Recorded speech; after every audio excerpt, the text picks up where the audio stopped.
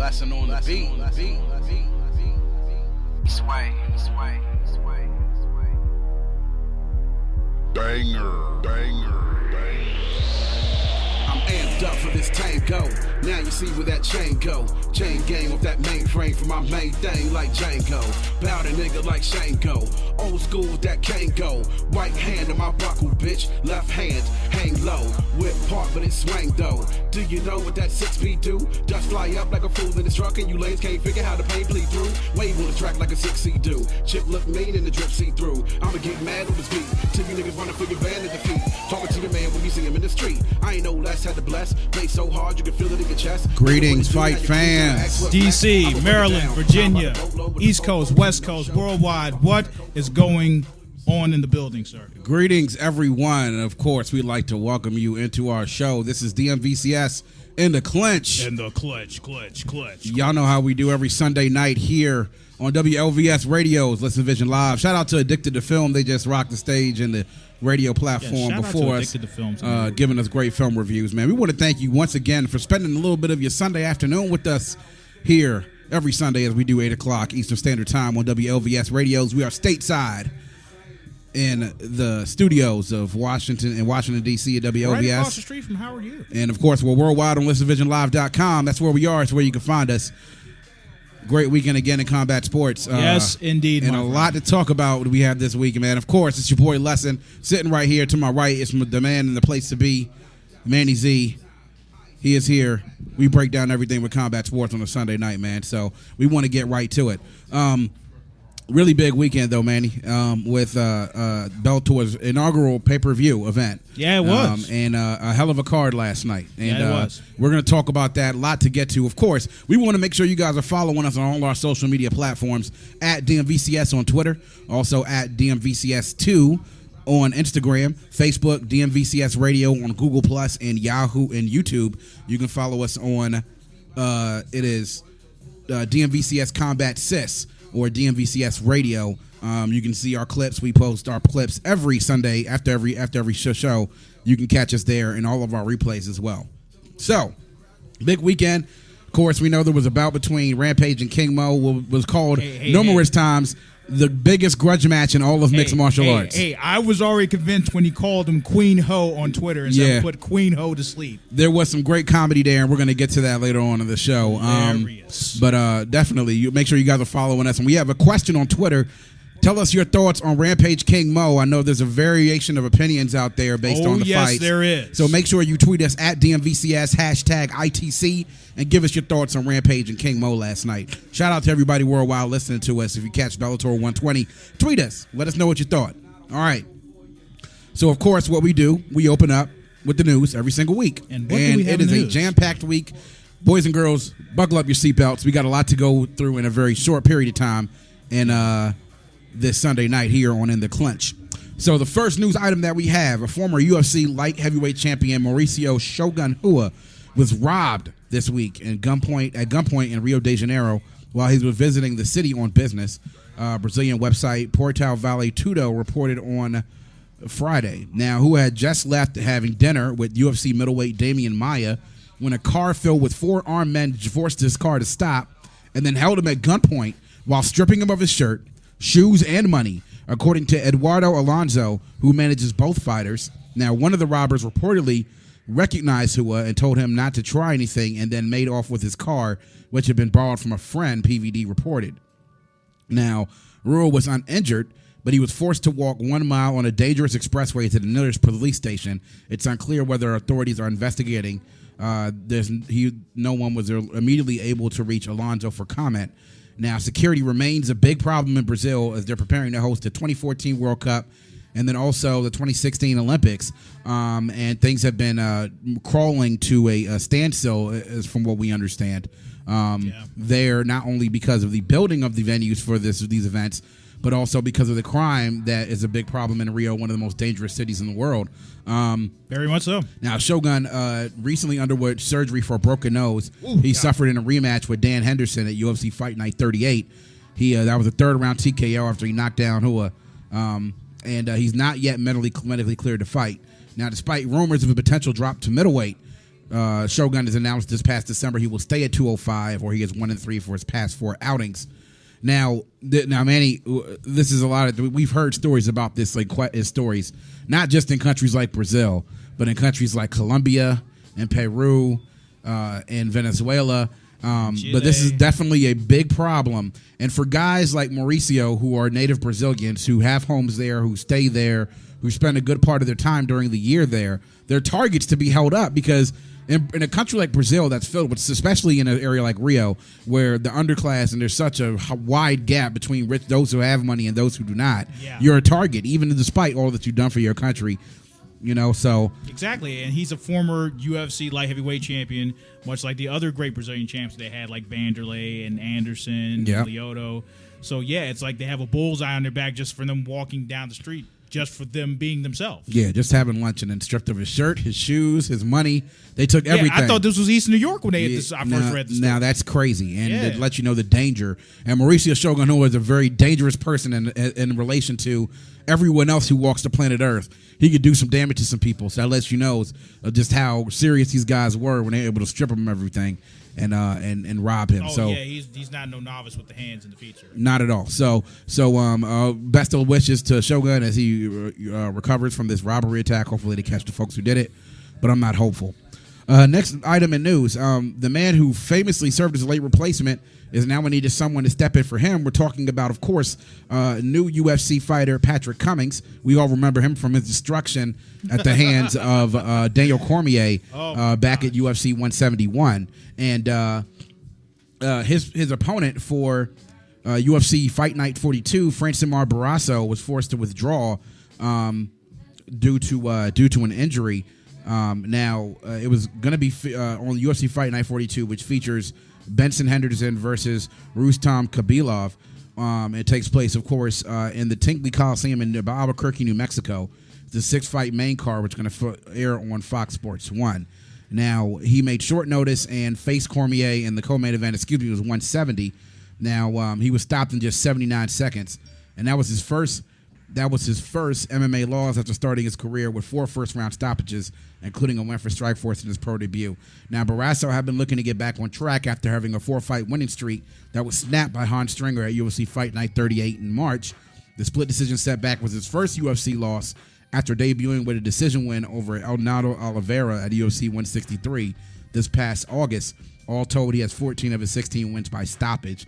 Now, there's no timetable for Barrasso's return. I think it's ironic that that Cummins, who was a step-in for Daniel Cormier, now needs to have someone to step in to face him coming up at UFC Fight Night 42. So now the tables are turned a little bit on Patrick's favor now, as he now has to get an opponent that will have to be ready for him in a very short period of time. Yeah, but hopefully we don't have a repeat of what happened when he fought DC. Yeah. Well, we're hoping for better results than what happened with Daniel Cormier. Yeah, any fighter that goes out there, of course. Yeah. So, a bout between featherweights, Dennis Bermudez and Clay Guida, is now the latest addition to July's UFC on Fox 12 event. Fox Sports first reported the new booking. Bermudez currently sits at number 12 in the latest USA Today and MMA Junkies MMA's featherweight rankings. Guida is still an honorable mention. Now, while the card still lacks the main event, UFC on Fox 12 takes place July 26th at the SAP Center in San Jose, California. The evening's main card, of course, will be on Fox, then expected to air on Fox Sport 1 and then stream on UFC Fight Pass. Now, the Carpenter, Guida, has been a longtime UFC veteran who was a lightweight contender for years before making his featherweight debut in 2013. His results have been mixed so far, with wins over Tatsuhiro Kawajiri, Hatsu Hiyoki, and sandwiched around a loss to top contender Chad Mendes. Meanwhile, Bermudez, the Menace, was a finalist on Ultimate Fighter 14, but he came up short, tapping out against Diego Brandao. Since then, Bermudez has earned 6 straight wins while racking up a performance of the night, fight of the night, and submission of the night bonuses along the way. Now, so that's going to be Bermudez and Clay Guida, 2 guys looking to make a mark on UFC Fox 12 in San Jose in July 26th. So details are emerging because of that. Absolutely. Now, despite briefly announcing earlier that Bruno Santos would not compete at UFC 175, UFC officials have now done another 180 and stated that he will still fight Chris Carmozzi at the summer event, UFC 175. That means that Trevor Smith, who was initially announced as a replacement, will now face Tor Troing at UFC Fight Night 46.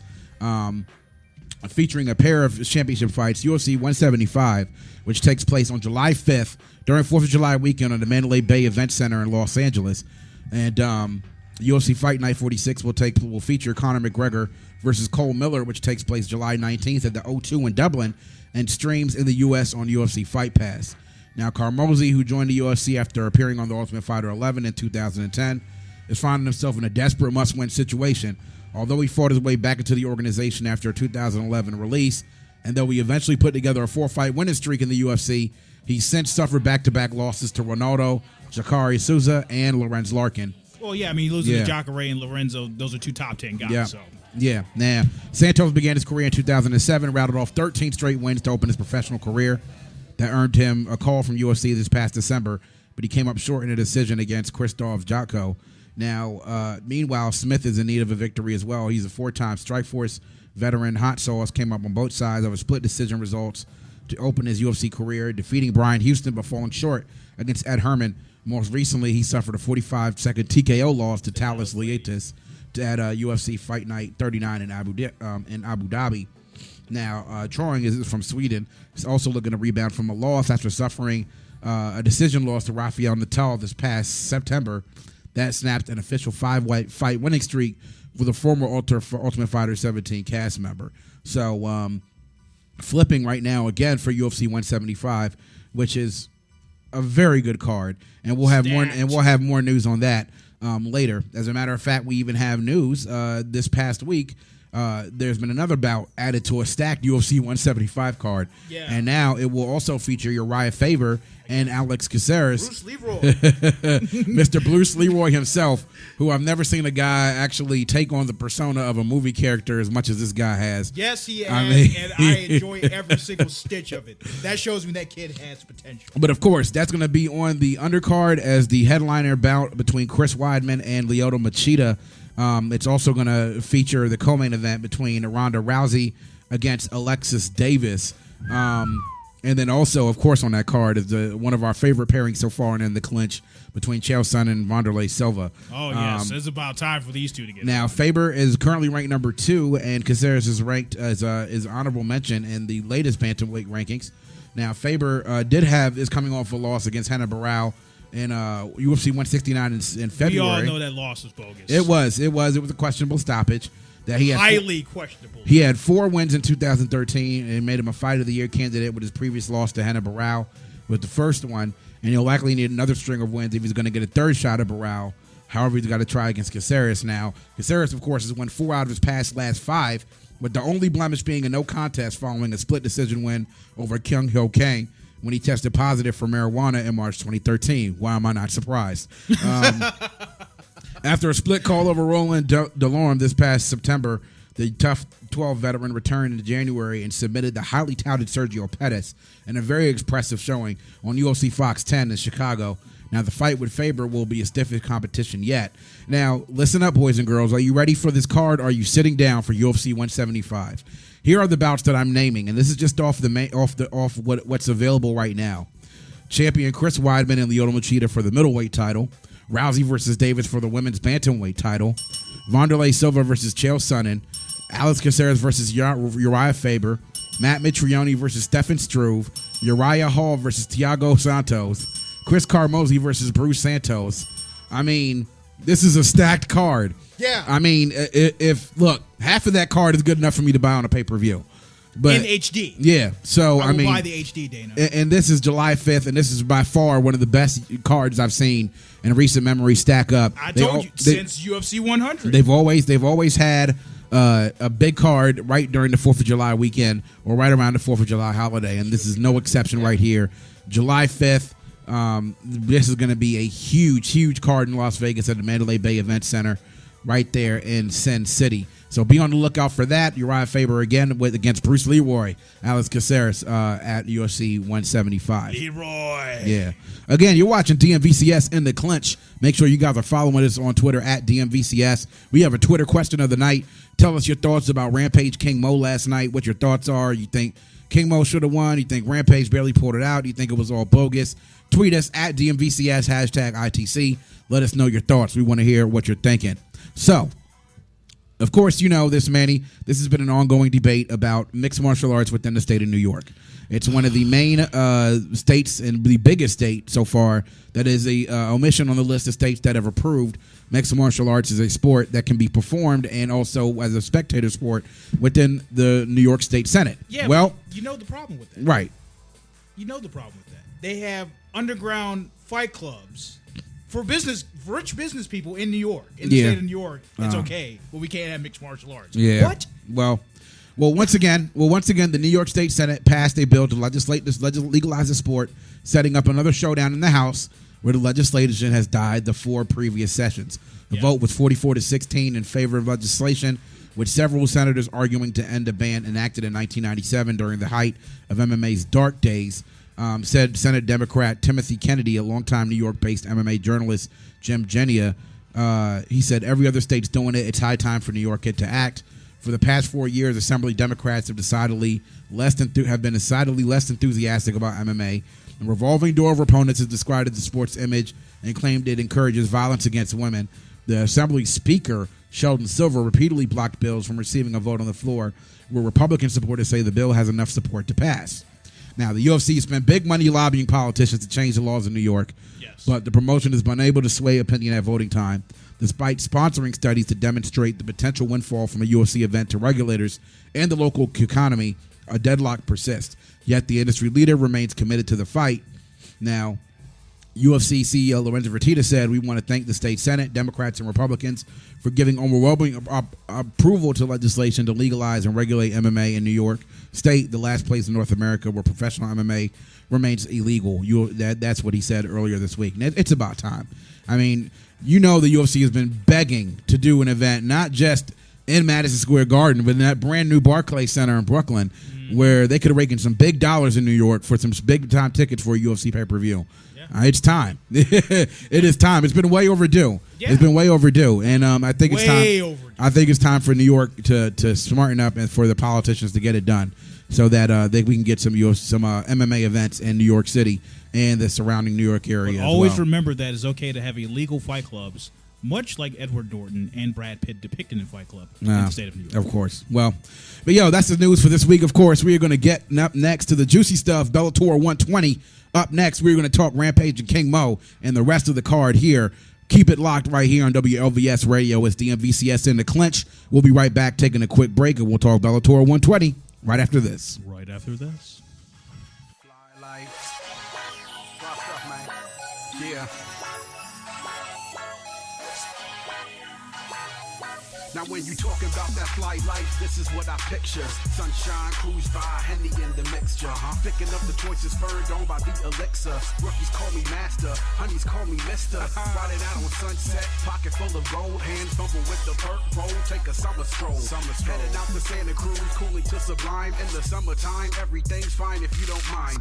Young is out in Cali, they rally, show me in death love. Hook up with the homie, not phony when we get revved up. Mommy rolling shotty, she told me just what her friends love. Hit the homie deal, he got money, yeah man, he fresh cut. California loving the county boys when we get right. Peep the shorties jogging, they working to get that thing tight. Let me get a Red Bull and hope it gives me wings. It's about to be a long night, let's see what it brings. This is the fly life, every single day. Got a swagger in my step like I just got paid. Hey, we just ride on by, 100 blast on the dash, we just slide on by.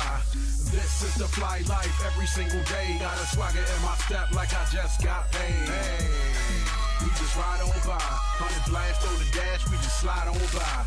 Heading out on I-10, staying fly, friend. Houston is the next stop. Ghetto boys riding, rolling by Reliant. That's the home of the Texans. Thinking of these thick chicks, I'm eyeing, they be sexing.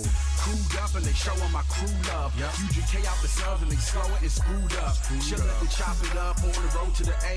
I-20 to 85, it's a brand new day. Lounging on Peachtree, then the AUC.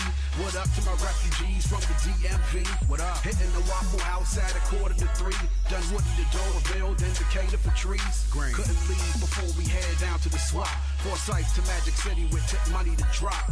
Dirty South, but it's clean from the slab to the lane. Chuck deuces to put it down, another day in the dream. Yeah, this is the fly life every single day. Got a swagger in my step like I just got paid. Hey, we just ride on by. 100 blast on the dash, we just slide on by. This is the fly life every single day. Got a swagger in my step like I just got paid. Hey, we just ride on by. 100 blast on the dash, we just slide on by. Flying out from Moco, down to SoFlo, Juve with the massive Heineken and SoCo. I got my flag with me here, red, green, and gold. Wave your rag when you see us coming down the road. Behind the truck, out the corner of my eye, see a honey with a fatty hair nestled with the tie. Damn, she half Chinese, half Guyanese, with the brown skin Trini and the Bayesian Pisces. Soaked off this liquor and sweating my white tee. She wine with the waist that's moving so nicely. Chicky eyes and tan, I'm talking about wifey, but I have to keep it moving like Kyrie and Nike. Let's move. End of the day, but it's just getting started. About to get this party.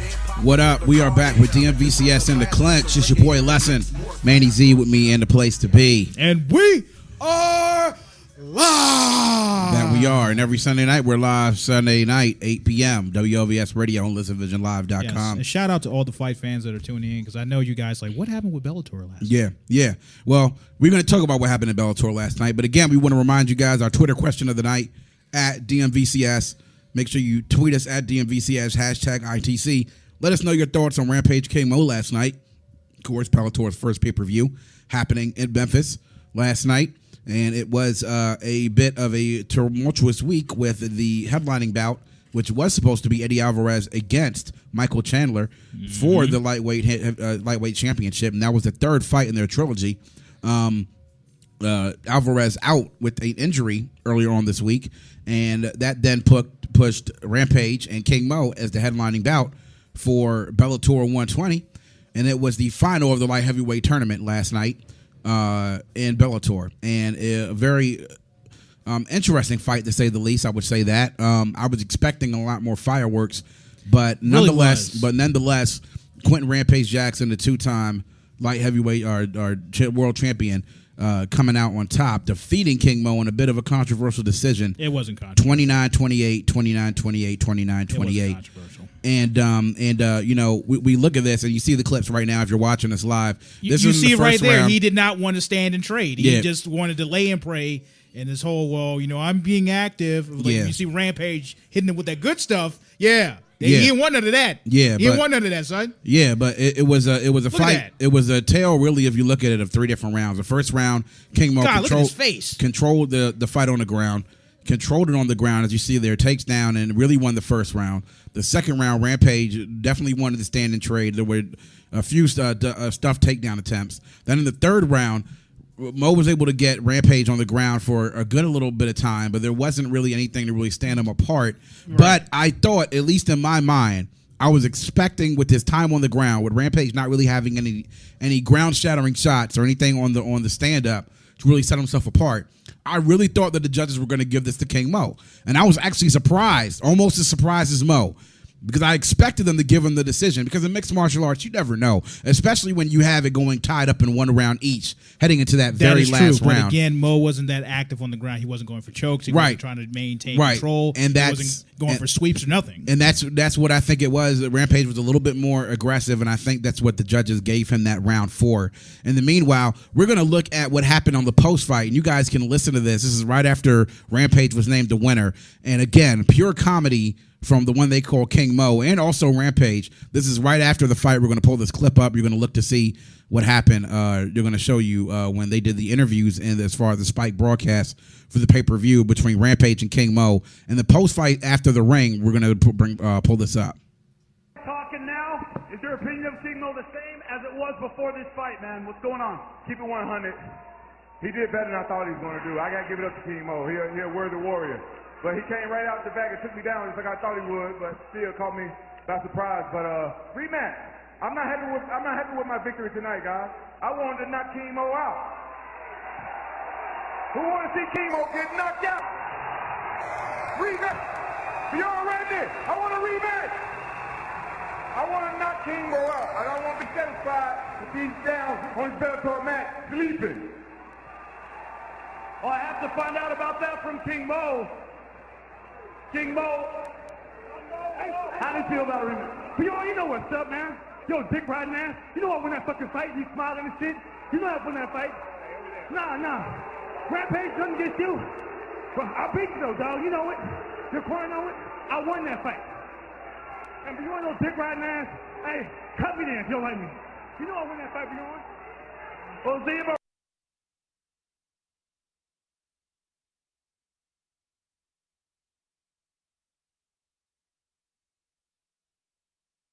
Mics, I don't think. Okay, all right, so we're back. I think Mo was just a little angry there, Manny. A little? A little angry. A little? Now, Rampage, of course, I think, he was upset, man. You could tell Mo was upset as soon as the fight was over with.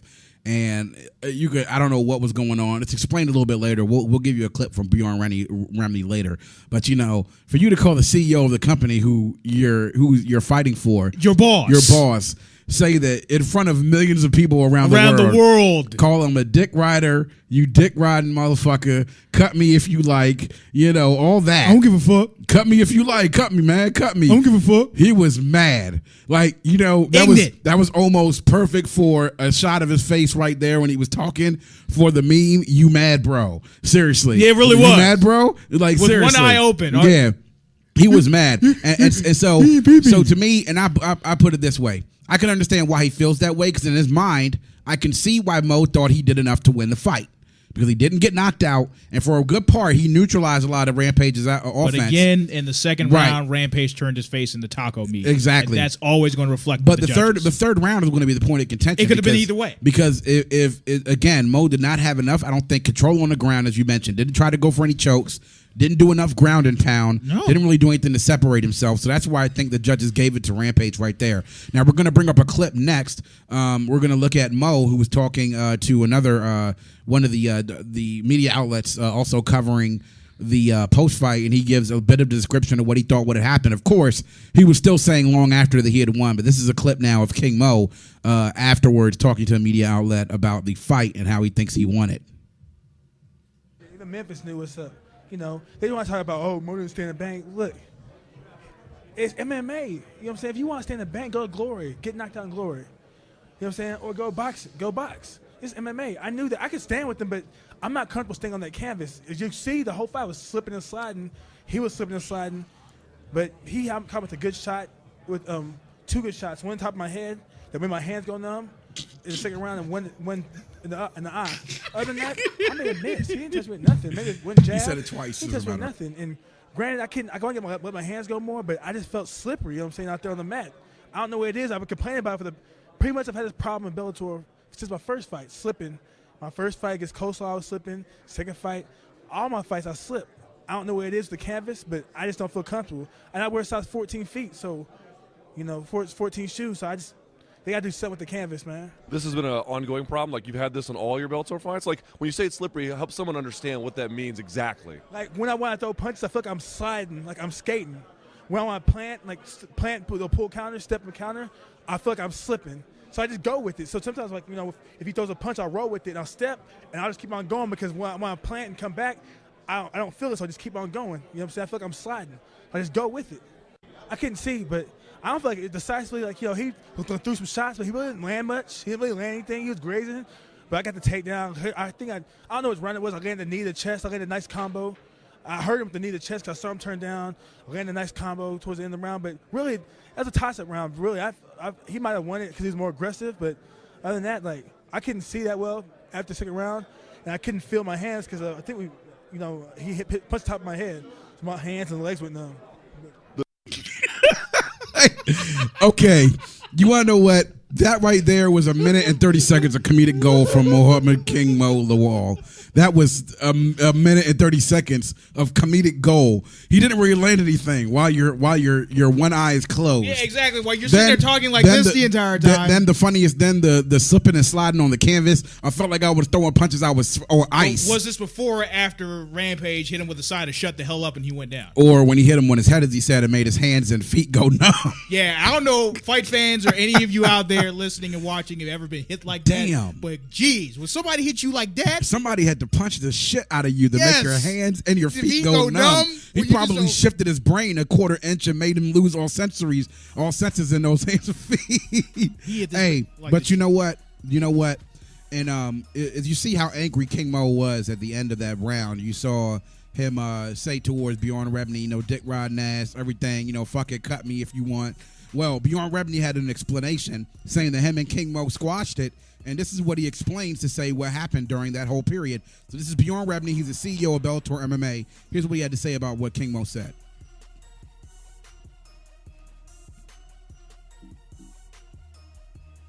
It's coming up.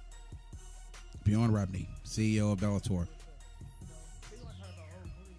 Okay, that's King Mo talking again, as you see, with his closed eye. If you want to see the band, go to glory. Get knocked down in glory. Yeah, I so think some people there we go. got in Mo's head and got Mo very amped up in a very emotional setting where he lost a fight and got him very, very excited and got him to say things that he didn't mean. I had an opportunity to go down and talk to him, and I just had a heart-to-heart with him. I've known Mo for years. And I said, look, you and I have worked through a lot of stuff. You've had some devastating losses here. You've had some great wins here. We set this thing up, and I don't know what you're talking about. You know what I mean? I promoted this fight as hard as I could promote the fight. I tried to give as much kudos to Mo as I possibly could. I said he had the greatest camp he's ever had at American Top Team. He's never looked better. It's going to be wrestler versus striker. Obviously, Rampage is not going to look to take Mo down. As a world-class wrestler, is one of the greatest American wrestlers over the last decade and a half. So I said what I thought the fight would be. And Mo came to me downstairs and he said, well, I heard you said this and I heard you said that. And I said, from me on tape or from other people who told you I said something? And he said, from other people who told me. And I said, you and I used to text each other 3-4 times a week. Come to me. Ask me about it. And if I said it, I would tell you I said it and I'd try to defend it. And if it cost us our relationship, it would. But it didn't. And that's a lie. And you've been fed bad information. And he said, well, all right, if you're telling me that, then I believe it. And that's how we squashed it. Yeah, so that's Bjorn Rebney again, talking about him and King Mo squashing stuff, and you can definitely see that. Somebody saying, because it looks like, the whole thing, I mean, it wasn't the vitriol there in the post-fight clip and the afterwards and the post-media scrum for Bellator 120. Mo was a little bit turned down, but definitely after the fight, he thought that Bjorn had it in for him, and he wanted Rampage to win. He fixed it. But again, yeah. his eye got swollen shut and his face got turned. Yeah. Taco meat lesson. He but- said it himself. But nonetheless, Bjorn is open to the fact of a rematch, and I think those two should have a rematch. They have to. But it will come after Rampage gets his light heavyweight championship shot at a future date for winning the light heavyweight tournament. But I wasn't very impressed with either one of them last night, and I think that if Mo is going to take the next step, if he's going to take people down like that, he's going to have to learn to ground and pound and work his learn ground game submissions a lot more. This a lay lot. and pray stuff is just it Yeah. always makes the fight just drag on, It does. and it's just so boring. It does. And so that was that, man. And then another surprising bout last night. We knew Eddie Alvarez and Michael Chandler 3 was going to be the headlining bout, but Alvarez out because of a concussion. But what we had was Will Brooks stepping in for Michael Chandler, and it was Brooks last night in a split decision, a very close fight, defeating Michael Chandler in a fight that he took on short notice. And it really was a tale of two different fights between rounds 1 and 2. It was. And then rounds 3, 4, and 5. And this was a finish that had a little bit of a controversy as well. Chandler, as we and we'll get a clip up of that as soon as we can. Chandler had assumed control in the first two rounds with good ground and pound, a very good ground game. It was Brooks who would then took the fight to the ground and assumed control over Chandler as well. And as you see here, you see that Chandler bringing him to the ground. This is the first round. Up against the cage. This is where a lot of the first and second round. Then you see here Brooks on top control, and this was the story of rounds 3 and 4, where you thought that Chandler wouldn't make. You thought where Chandler would make it out of these rounds. The fifth round, with both pretty much tied at 2-2. It was a very even round with Brooks getting the victory by split decision. A guy who took this fight on less than a couple of weeks' notice at most against Michael Chandler, because this thing got changed very late in the game. But Will Brooks, defeating Michael Chandler, who was scheduled to face Eddie Alvarez for the lightweight championship. Now we'll see what that does to the title picture, even though we think that Chandler and Alvarez still need to have their They have to have their trilogy. the third part of the trilogy. But Will Brooks taking advantage of a big opportunity last night and stepping up and defeating Michael Chandler.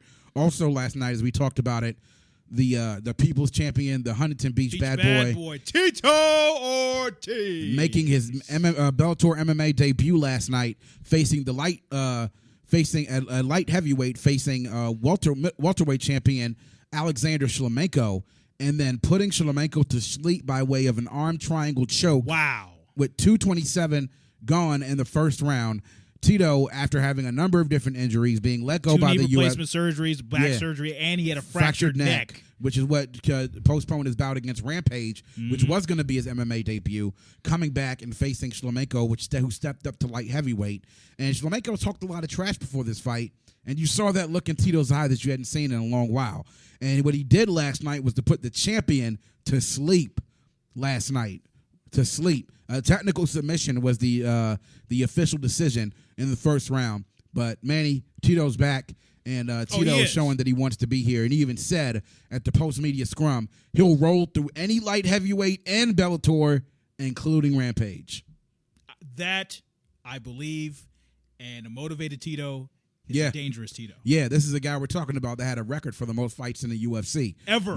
Ever. A guy who's a former world champion, has been a veteran for a while. He's fought some of the top names in the sport. And you can tell, again, how much that victory meant to him. He did the same spiel after his victory with Ryan Bader, the digging the grave, the pulling the body into the grave, and then pressing the dirt back over the grave to finish it off. Yeah.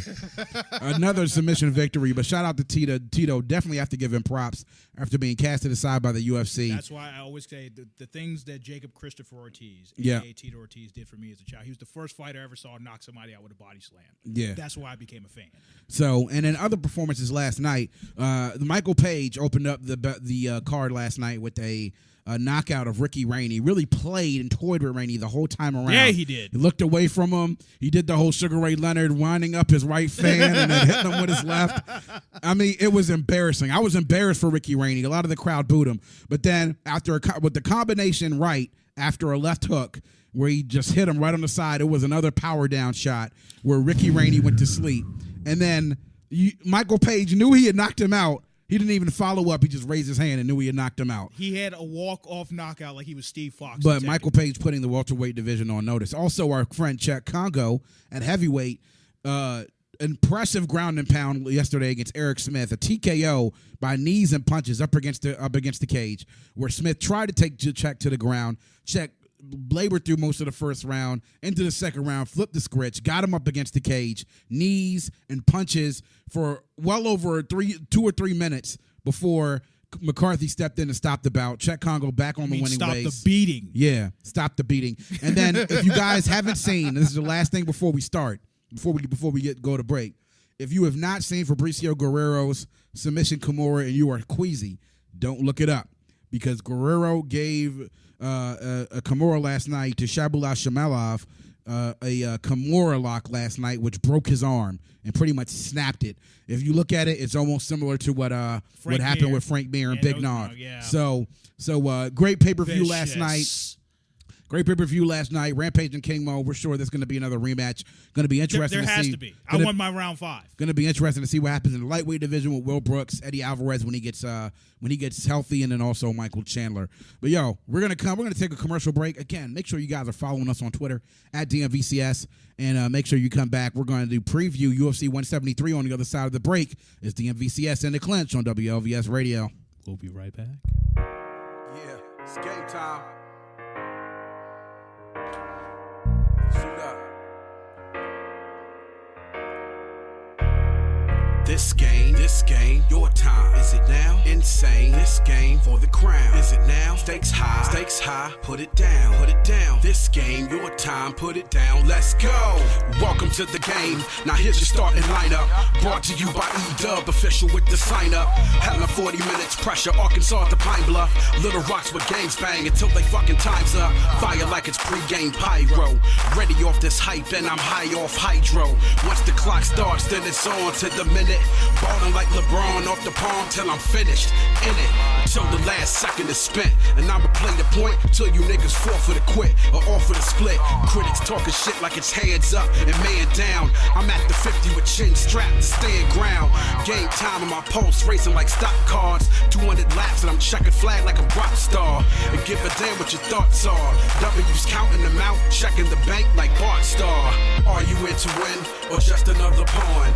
I'ma keep it cranking hard till the break of dawn. Break it dawn, break it dawn, break it till the break of dawn. Count slow, stakes high till the break of dawn. Are you in to win or just another pawn? I'ma keep it cranking hard till the break of dawn. Break it dawn, break it dawn, break it till the break of dawn. Count slow, stakes high till the break of dawn. You hear the clap, get a round of applause. Fools shouting out their name to hear the sound of their cars. You ain't making any calls on the yard. The only clause you had is to press pause and make a call to your squad. I ain't never been at grips with the law. The only grip that I had is my 5 fingers, that's my fist to your jaw. Me and Dale's take a trip from the bricks to the shore. Flip the switch, click the sticks, I get lifted for sure. Only want what we came for. Rolling through PG with Dale for the main course. Soon you take DC in the loop with the same force. Find us live at the barbecue like we main source. Insane boss, I'm talking riches in the millions. Stack it to the ceiling in the office, right in our own building. Stakes high, what's the call? Mission critical condition. The miss niggas with napalm. Are you in to win or just another pawn? I'ma keep it cranking hard till the break of dawn. Break it dawn, break it dawn, break it till the break of dawn. Count slow, stakes high till the break of dawn. Are you in to win or just another pawn? I'ma keep it cranking hard till the break of dawn. Break it dawn, break it dawn, break it till the break of dawn. Count slow, stakes high till the break of dawn. But when the pressure's on, the clock's running down. You gonna take a shot or Welcome act back like a clown. to DMVCS and the Clinch. In the Clinch. Of course, here on WLVS Radio, live on ListenVisionLive.com. It's your boy Lesson. Manny Z in the place to be again. Make sure you guys are following us on Twitter. We got a Twitter question of the evening. Tweet us at DMVCS, hashtag ITC, and let us know what you thought about Rampage King Mo last night. Absolutely. Of course, you guys can follow us there at Twitter, on Instagram at DMVCS2. And then, of course, Facebook, you can find us on search us DMVCS Radio, Google Plus, and YouTube, DMV Combat. Yes, make sure you hit that subscribe button. Yeah. Also, I want to send, because of the heat that we have, a special birthday shout out to one of our colleagues, Candy Waller. If you're listening and watching to the show, happy birthday to you, Mom. What up, what up? Part of the old crew on 193 Enterprise Estates. You know what it is. Exactly. Old neighborhood, son. Old Yes, neighborhood, sir. son. Happy birthday, Candy. We appreciate it if you guys are tuning in. UFC 173 next week, Manny. Another big card. It's like Christmas keeps coming early, Lesson. Like, I can't keep up anymore. I mean, it's an embarrassment of riches. And this is UFC 173 next week. The headlining bout, of course, Hannah Barrow and TJ Dillashaw, who this is about many of us probably wouldn't expect it to see. Barrow did mention that he wanted to fight Rafael Sunkau next. But instead, since Sunkau had a injury, could not heal in time for this. So in steps TJ Dillashaw, who last win, actually, ironically, was against Mike Easton at UFC Fight Night, Rockhold versus Philippou. That was January 15th of this year. He is a winner of 5 of his last 6 fights. He did lose to Rafael Sunkau by way of split decision at UFC Fight Night, Maia versus Shields. And he is now taking on Hannah Barrow, who has won 23 in a row. And if you're counting his whole career, he has won, goodness gracious. I mean, we're just looking at his record. I'm just pulling it up. I mean, he's only lost one fight in his career. Now it's the very first fight that he had. But he's overall 32-1. And this week, Dana White came out and said that he would be number 2 pound for pound in the UFC behind, of course, the light heavyweight champion, John Jones. But here's about now with Barrow versus Dillashaw. Just your thoughts, Manny, on how you see the bout playing out next week. And how Dillashaw, if at all, how he stands a chance against Hannah. Well, the one thing that I notice a lot of fighters, especially what Uriah, did when he fought Hannah, is don't keep the fight standing. If you're going to engage him, put him on the ground and see how impressive his BJJ is. Yeah, and that's with TJ Dillashaw. He has 11 wins or 9 wins in the in mixed martial arts. He has 3 submission victories, 3 knockout victories, and 3 by decision.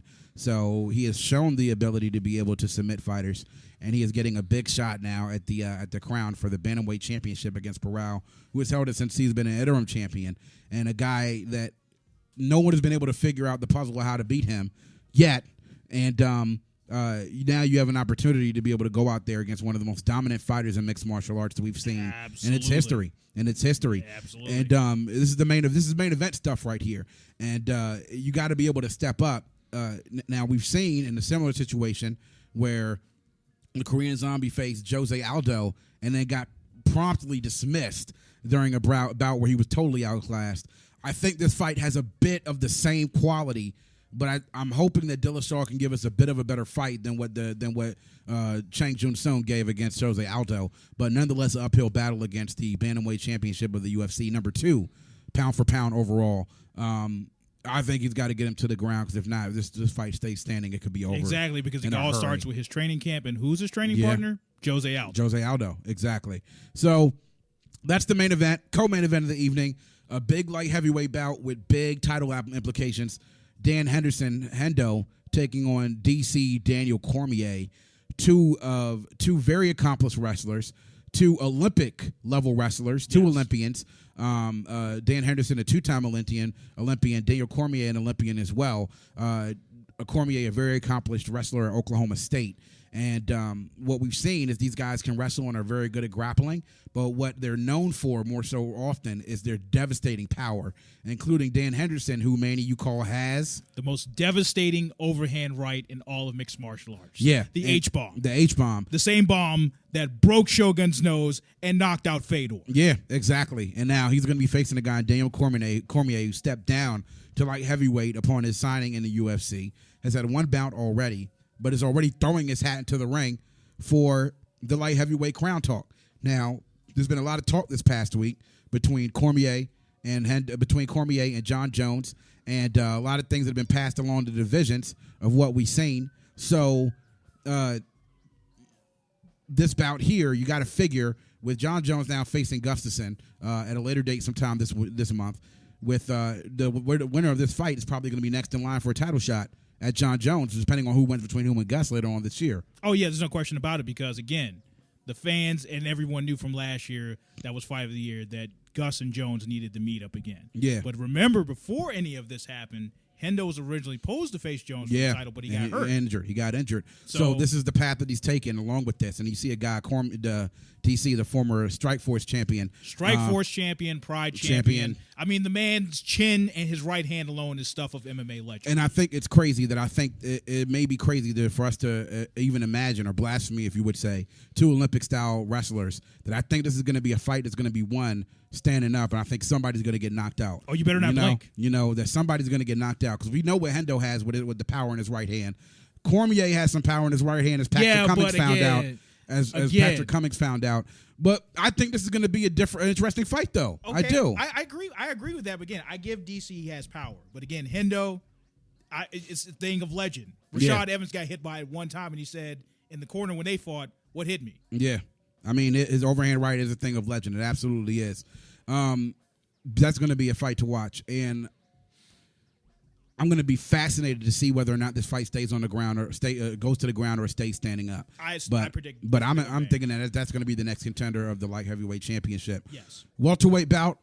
Robbie Lawler taking on Jake Ellenberger. Another slugfest. Another slugfest again. Robbie Lawler barely losing out to Big Rig Johnny Hedricks at UFC 171, because that fight was a lot closer than people gave her credit for. It was razor thin, but again, Hendricks took control. Took control in the 5th round. But Robbie Lawler wants to reach a shot. He said this week he wants a rematch for the welterweight crown. Now here comes Jake Ellenberger into the fray to face Robbie Lawler, and he's going to be figuring he wants to get a title shot. But Jake Ellenberger has not, just coming off his last bout, actually was in July of last year. He lost to Rory McDonald by a unanimous decision. That was at UFC on Fox, Johnson versus Moraga. So before that, he had wins against Nate Marquardt and then Jay Huron. He did get knocked out by Martin Kampman 2 years ago now it was. But he's stepping in against Robbie Lawler, a guy who doesn't want to slip up, because let's remember, later on this year, T. Wood and Rory McIlroy face each other, and that's going to be the person more than likely to get a shot at the welterweight championship. At least that's what I think. Oh, yeah, I totally agree. Tyron, T. Wood Woodley, and Rory McDonald definitely need to engage each other, because it just shows you fans out there how stacked the welterweight division is. It's like there's always another contender like every other week. Yeah, exactly. So my big thing is, you can't slip up in this welterweight division, because if you do, if you do, your shot will be gone in an instant. In an instant, it's gone. And you can't play around, because I know Robbie Lawler does not want to suffer a loss to Jake Ellenberger. Then he's right back in the pecking order with everyone else, fighting someone to prove himself once again to get a shot. Despite the fact he almost won the title. Yeah. And, I mean, we have some, those are the top 3 bouts of the UFC card. Now, what I'm going to ask you is out of all these bouts, and we have the bouts here, and of course, this is coming up next Saturday, May 24th, is with UFC 173. Manny, what bout are you looking towards that is not one of the co-main events that you think is going to be the most interesting one that you're going to keep an eye on as this events unroll next Saturday? Well, for me, it always starts with the prelims. That's why I always encourage the fans out there watch the prelims, because again, as we saw with the last 2 pay-per-views, that always something magical happens. Something always magical happens, and that's the thing is I'm particularly looking at this bout between Michael Chiesa and Francisco Trinaldo. Chiesa, who was the tough winner, I believe it was Ultimate Fighter 15. He's the tough winner of what was actually tough live. That was Ultimate Fighter 15, defining another person on the card, Ali Quinta. He has 1 loss in his mixed martial arts career. He was submitted by Darce choke, but this is a guy who was shown to be a submission specialist ever since coming on the scene. He was known for out of his 13 fights, all but 2 have ended in some sort of submission, including himself getting choked out by Darce choke against Jorge Masvidal. That was on UFC Fox at Johnson versus Moraga. Well, but he's a guy that I've been watching because he's been one of the impressive more fighters we've seen in UFC, and winner of Tough 15. And I'm interested to see how his career develops over the next couple of years. I mean, he's a guy that I keep an eye on. Absolutely. But this is another great card. This is on your Memorial Day weekend. Once again, UFC delivers Renan Barao versus TJ Dillashaw. Christmas the main came early, event. fight fans. It did. Now, this is the thing. You have UFC cards that can go as long as about 3 hours or so. Just about, depending on if they go to decisions. I don't think this one will make 2 hours, if that. I think this is going to be. Somebody's getting put to rest. I think this is going to be a couple of first-round knockouts because of the power that we have and the potential that we have here. Now, let me ask you this. Okay. As we start to close out DMVCS and the Clinch every Sunday night, but let me ask you this: if Dillashaw is able to pull off the upset against Barao, it's the biggest upset since when? Oh, I would have to say that goes along the lines of, you have to say back dating to the early days of UFC. You have to say what Royce Gracie did when he won the first 2 UFC tournaments. Wow. Well, you're going. I'm going to say that it's almost on the level. I would think that okay. Some people may have not thought it was an upset, but I think the matter of fact that someone actually beat Anderson Silva when Chris Weidman did was the biggest shocker. Exactly. Because you had the aura of invincibility that the Spider could not be defeated, and then he lost. and then he lost. I would even say putting Fabricio Wardun's knockout of Fedor Emelianenko. As you says. The extinguishing the myth of Fedor. Did he? Yeah. He shattered the glass mirror. After years and shattered years. the looking glass and choked Fedor out. As he shattered the myth of Fedor. I think that's another one as well. Now, I'm not expecting that to happen next weekend, but it's very possible. Anything can happen. Anything can happen in mixed martial arts. Anything can happen. Actually, Tito was a very big was an underdog against Shlemenko last night. Well, he's their middleweight champion, of course, but again, this is Tito Ortiz. Yeah, and so anything can happen in mixed martial arts. You never know what's happening. But I'll tell you what, it's going to be a fun card next week. And actually, that's what we're going to do next week. UFC 173. We will recap that next week. We're going to try to see if we can get one of our MMA columnist friends to come hang out with us and talk about that. But it's going to be a stacked card, and I'm looking forward to seeing it. I really am. And we look forward to being here next week to talk with you guys through it. But, yo, it's getting close to our time to end. As always, we want to thank you guys for joining us at DMVCS and the Clinch. Always make sure you follow us on Twitter at DMVCS. Also on Instagram, DMVCS, the number 2. And then also you'll see, follow us on Google Plus and YouTube, DMVCS Combat Sis. Subscribe to our YouTube channel. Just search for it. You can find it. All of our episodes are listed there, and you can check them out. Every time you subscribe to it, we upload a new episode. You'll get it right then and there. So we want to thank you guys for joining us. Make sure you follow us. We always want to follow back. And if you got any ideas for the show, again, if you have a gym that you want us to promote, email us at godmvcs@gmail.com. That's godmvcs@gmail.com. and you can drop us a note. We'll maybe even read your email on the air. But we're going to getting ready to get up out of here. Again, another good week of talking combat sports. We will recap UFC 173 next week. It's your boy Lesson. To my right, the man in the place to be, Manny Z.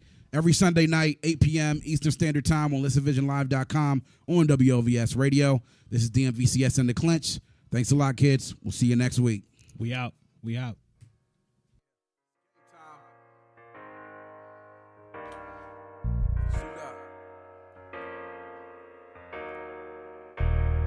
This game, your time. Is it now? Insane. This game for the crown. Is it now? Stakes high, put it down. This game, your time, put it down. Let's go. Welcome to the game. Now here's your starting lineup. Brought to you by E-Dub, official with the sign up. Having 40 minutes pressure, Arkansas at the Pine Bluff. Little Rocks with gangs bang until they fucking time's up. Fire like it's pre-game pyro. Ready off this hype and I'm high off hydro. Once the clock starts, then it's on to the minute. Ballin' like